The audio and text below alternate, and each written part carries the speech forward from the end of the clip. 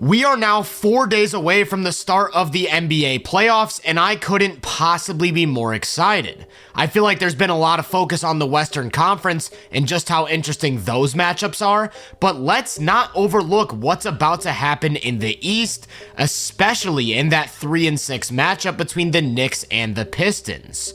New York's looking to make the second round for the third year in a row, while Detroit's looking to make the second round for the first time in 17 years.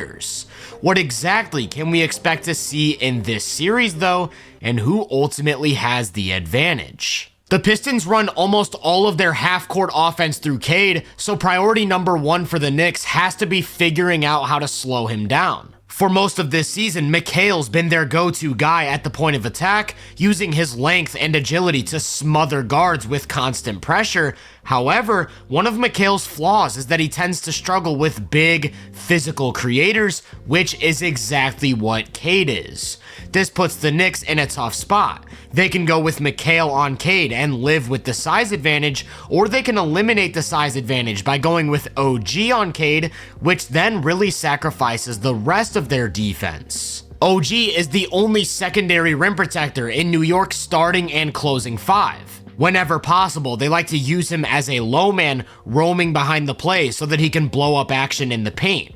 But if he ends up defending the ball, then the Pistons would just go to spread pick and roll pretty much every time down, pulling Cat into the action without a secondary rim protector. Cade is a surgical pick and roll operator. Between the use of pace, the in-between game, and passing ability, most bigs have a really tough time stopping him from doing whatever he wants to do off of screens. This is especially a problem for the Knicks because Cat really struggles defending the pick and roll. He's incapable of playing the 2-on-1 in a drop, which is why they rely on a weak side defender like OG to sink and play the lob. But if OG's on the ball, Cat no longer has that help, and drop is no longer an option. The pick and roll play, along with the mismatch problems that Cade creates, has led to him absolutely torching the Knicks in every single one of their matchups this year. In 4 games, he averaged about 31 points and 8 assists on 66% true shooting, while the Pistons went 3-1. Historically, most teams with Cat have hedged, and he's pretty decent at that, but again, Cade's size and vision allows him to consistently create advantages out of these situations, and now New York's backline is forced to play 3-on-4 with 0 rim protectors. Now it becomes a game of picking your poison. Jalen Duren is dangerous out of the short roll, not only as an athletic finisher, but as an extra passer.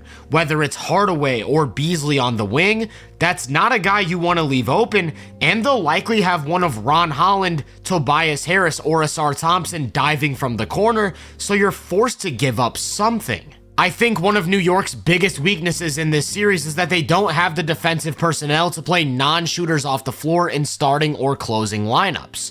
If Cat's forced to defend in space, regardless of whether or not OG's on the backline, a non-shooter like Asar can feast off of cuts or offensive rebounding opportunities, which then allows him to stay on the floor for Detroit's defense. I'll talk more about that in a bit because for now I want to focus on how the Knicks can limit some of these advantages. One adjustment that I'm expecting to see a little bit in spurts is just aggressively trapping Cade as soon as he crosses half court.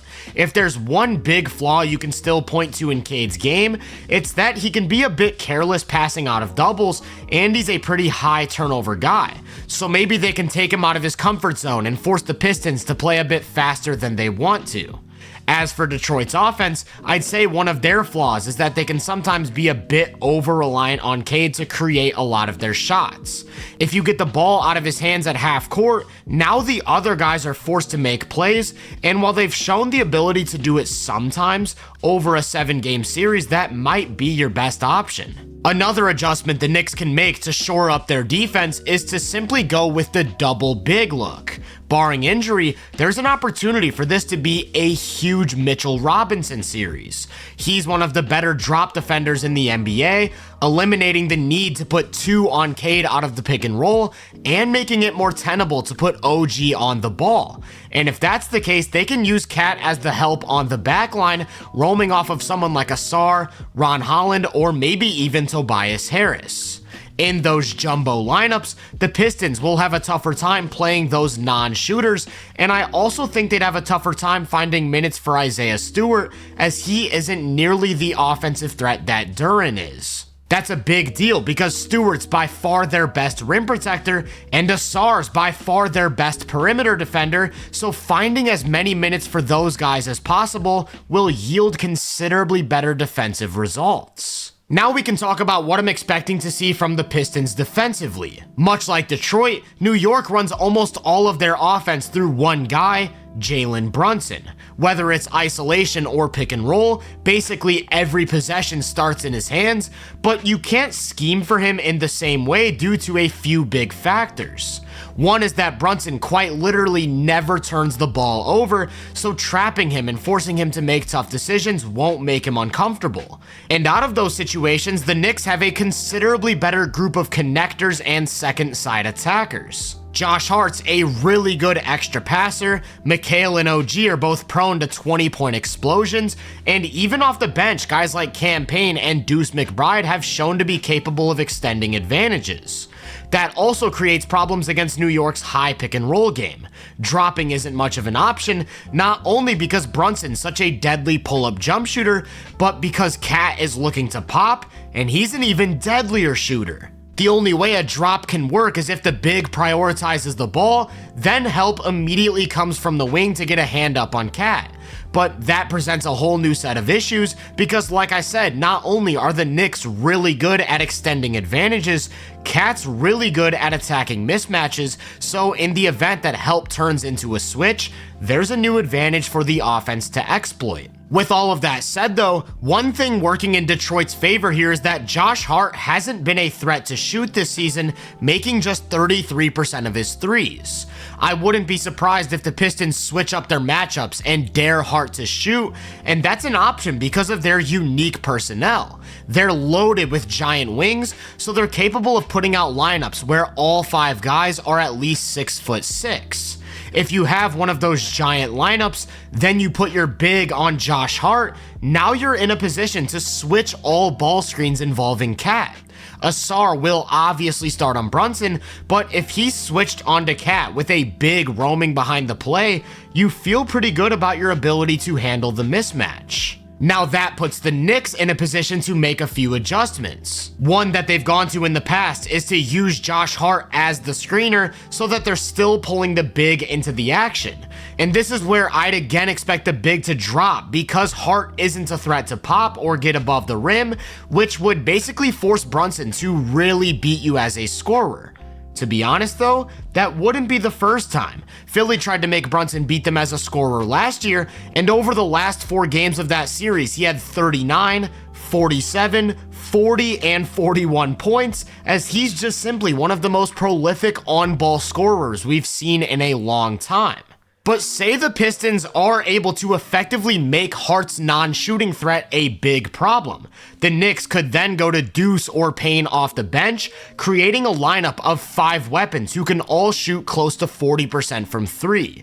That's a lot of offense. Like I mentioned earlier though, there's a really good chance that we see the double big look a lot in this series. If Robinson's on the floor, I do think that limits the Knicks offense in a few ways. That's one less ball handler and decision maker to extend advantages, that's one less shooter who can stretch the defense, and it makes Cat's individual offense less valuable because he's no longer forcing the opposing big to play in space. However, it also elevates the offense in a few ways. He's a lob threat, so it becomes harder to play the ball out of pick and roll, and he's a monster offensive rebounder, so there's a chance they could dominate the possession game. The biggest thing though, which I talked about earlier, is that what Robinson brings to the table defensively forces the Pistons to get more playmakers and shooters on the floor, which then gets some of their best defenders out of the game. If Ausar and Stewart are struggling to find minutes, now you're significantly less equipped to deal with Brunson ball. And I should also mention that Mikal and OG get most of their self-created offense against mismatches.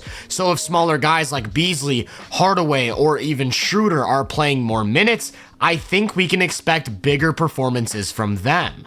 All things considered, this series can go one of two ways, and I think it's all dictated by how the Knicks go about their lineup decisions. If they don't go double big at all and stick with Cat at the 5 for 35 to 40 minutes, I expect this to be a high-scoring series. Cade will have a statement performance, Ausar and Duren will be big factors, and I'd expect guys like Hardaway, Beasley, and Harris to get lots of open threes.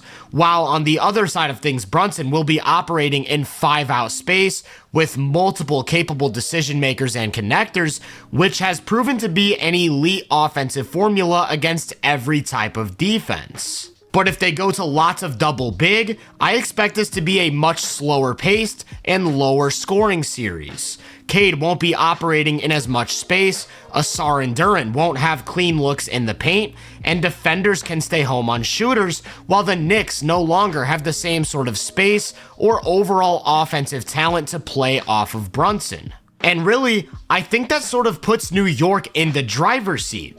They hold the cards in my opinion, which means they can dictate the series in more ways than the Pistons can. Detroit can attack them in a lot of ways on both ends of the floor, but if they're in the driver's seat, and they're a much more talented offensive team from top to bottom, I do think they have a pretty decent advantage in this series. No matter how it goes, it'll be tough for all 48 minutes of every game, and there's a very real pathway to the Pistons pulling off the upset. But if I were forced to make a pick, I'd go with the Knicks in 6, maybe 7 games, ultimately advancing to the second round.